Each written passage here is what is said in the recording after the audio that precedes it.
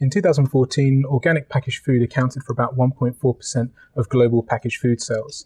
Now, whilst that might sound like a sizable number, and it certainly is in real terms, it's relatively low penetration rate compared to other health and wellness categories.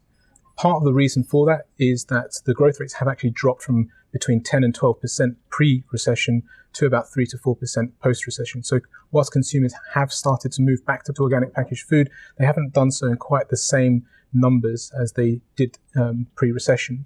One of the reasons for this is that there's a lot of confusion around what the term organic actually means. And if you go from country to country, there are actually different perceptions of what organic food actually is. So according to our global annual consumer survey data, consumers actually believe organic to be very, very different things in very different markets. So for example, in China, organic packaged food is actually very, very closely associated with a healthier food, whereas in the US, most consumers are very skeptical about the health credentials that packaged food has.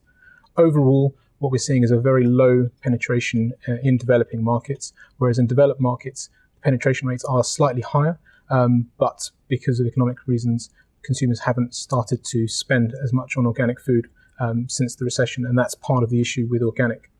The other issue that organic packaged food has is that it's no longer a viable claim to have on its own. It needs to be combined with other claims in order to really be effective. So what we see is what we're terming the Organic Plus campaign. That's where organic packaged food is targeted with something else. So organic plus a specific consumer group, organic plus convenience, or organic plus value.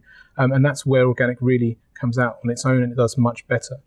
But overall, what we're looking at in the future is growth rates are going to drop to about 3 to 4%, and actually packaged food growth rates overall are going to rise to about 2 to 3%. So we are seeing that convergence between organic packaged food and standard packaged food, and this is quite a big concern for those that are in the organic packaged food market.